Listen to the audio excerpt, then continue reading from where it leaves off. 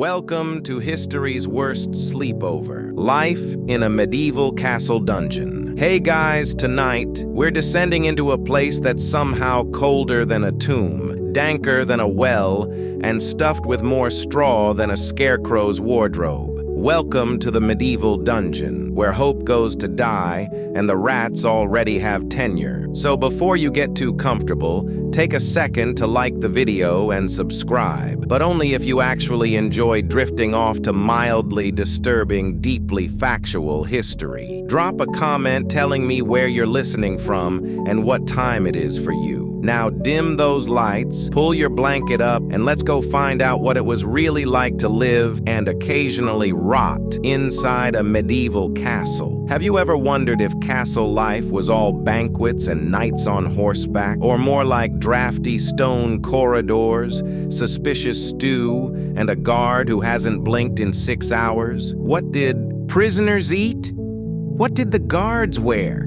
Did anyone in this place ever actually sleep, or was it just a medieval version of an all-night stakeout with worse plumbing? Let's find out. Congratulations! You've just woken up in 1347, chained to a wall in the lower dungeon of a castle whose name you can't pronounce and whose owner you've never met.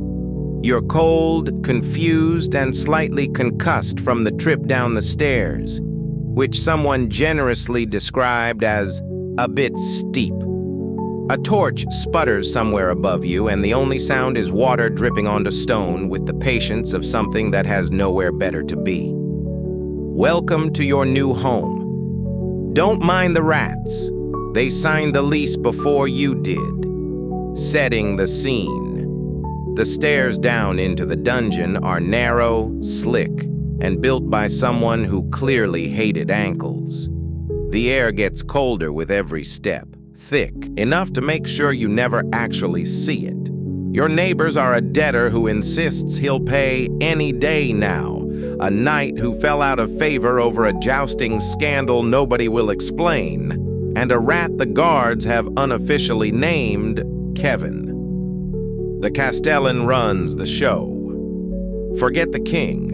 The real power in this castle is the Castellan, the person who actually keeps the place from collapsing into chaos, one furious inspection at a time. Kings get songs written about them. The Castellan gets a ring of keys, a ledger of grudges, and the unshakable ability to smell an unpaid debt from 2 floors up.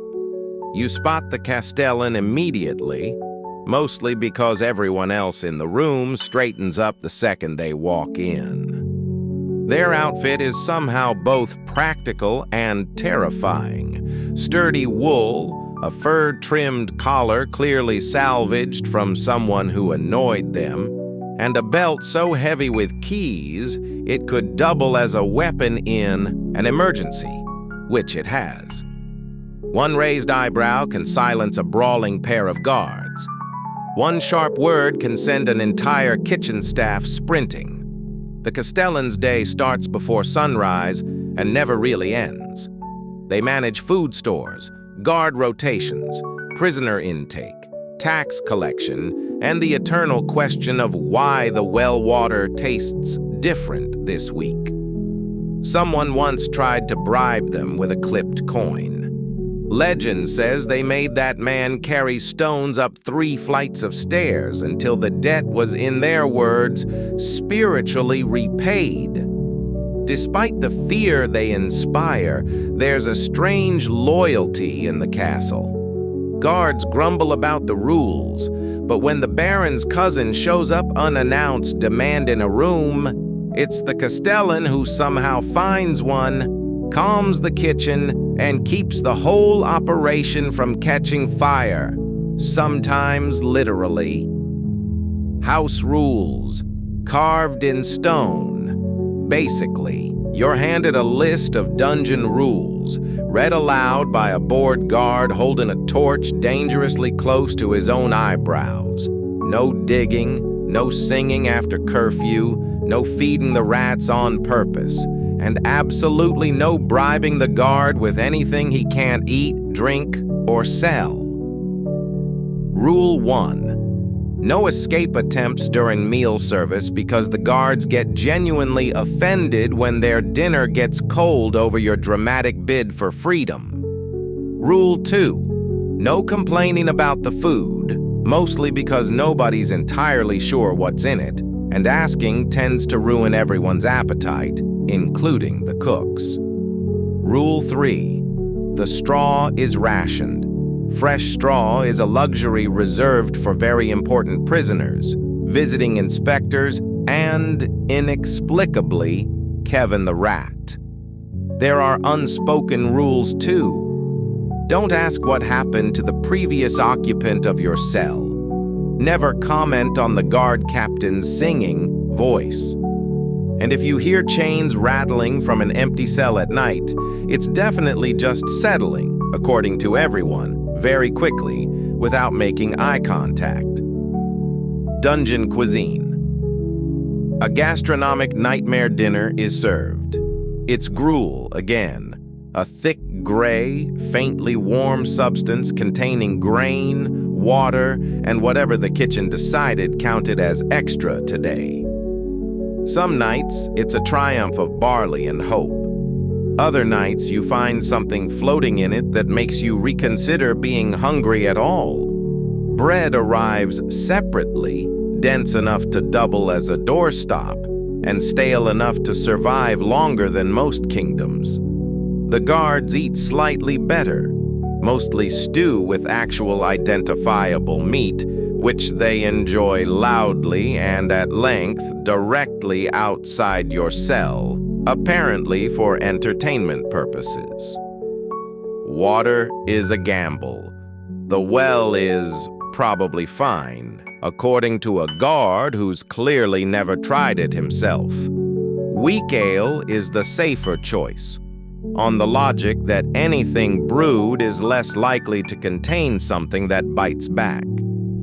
Dessert doesn't exist, unless you count the occasional wrinkled apple smuggled down by a guard with a guilty conscience and a soft spot for prisoners who don't complain too loudly. The guards, bored, armed, and oddly chatty. Your guards rotate in shifts, each with their own personality disorder brought on by staring at the same damp wall for hours at a time. There's the strict one who takes the rule book far too seriously, the friendly one who slips you extra bread and questionable advice, and the sleepy one who's convinced everyone he's resting his eyes during his entire shift. Guard duty down here is less about combat readiness and more about surviving boredom. They play dice, argue about the best way to season gruel, and occasionally challenge each other to see who can stay awake the longest, a contest nobody has ever actually won. If a fight breaks out among prisoners, it's usually settled not with swords, but with the universal threat of, "I'm telling the Castellan," which works terrifyingly well on grown men in chains. Security beyond the guards is mostly psychological. There's a rusty axe mounted decoratively by the entrance that hasn't been sharpened since the last century, and a very large hound named Bruno who patrols the halls, sniffs everyone suspiciously, and has never once caught an actual escape attempt, but gets full credit for all of them anyway. Health and hygiene. A battlefield of its own medical care in the dungeon is a combination of superstition, stubbornness, and whatever the castle barber surgeon has lying around. Cough, onion under the pillow, fever, more onion this. Time as a poultice, applied with great confidence and zero evidence it works. Broken bone? A splint made from a chair leg and a firm suggestion to walk it off. Lice and fleas are basically part of the dungeon's permanent staff. Bathing is a rare and celebrated event, usually reserved for prisoners about to meet someone important, which is either very good news or very bad news, depending on who's asking. The air is a rich blend of damp stone, old straw, and the specific aroma of several dozen people slowly losing track of what day it is.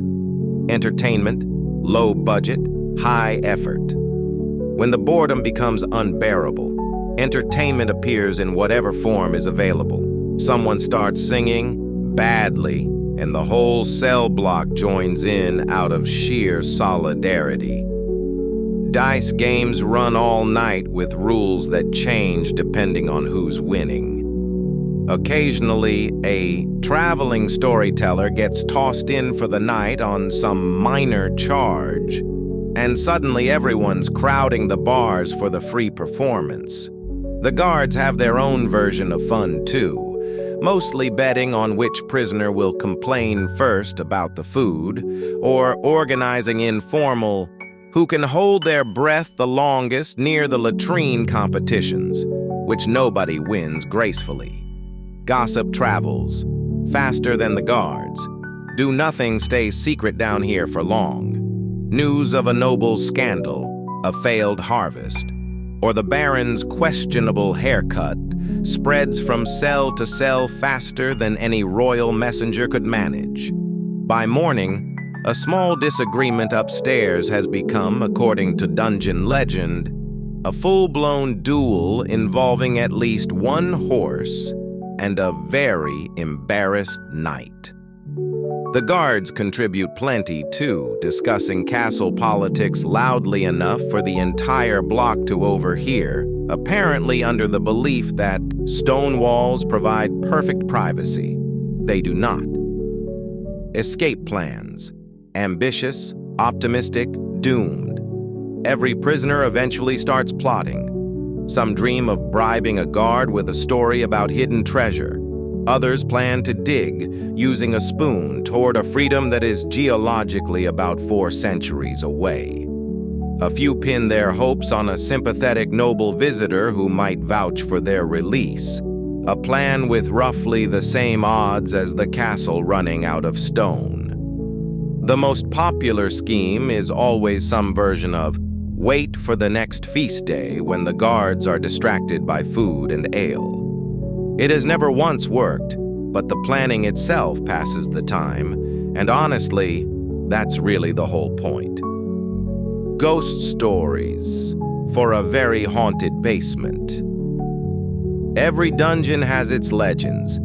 There's the knight who never made it back up the stairs, said to still rattle chains in the empty cell at the end of the hall. There's the debtor who insisted he'd pay tomorrow, forever, and is rumored to still be waiting somewhere in the dark, muttering about interest rates. When a torch flickers for no reason, everyone quietly agrees it's just a draft, and nobody looks too closely at the empty cell just in case. The morning after dawn doesn't really reach the dungeon, but you learn to sense it anyway. The guard shift changes, breakfast gruel arrives slightly warmer than dinner's version, and everyone does a quiet inventory of bruises, missing bread, and remaining dignity. Somehow, against all odds, you survived another night in history's rats are still here.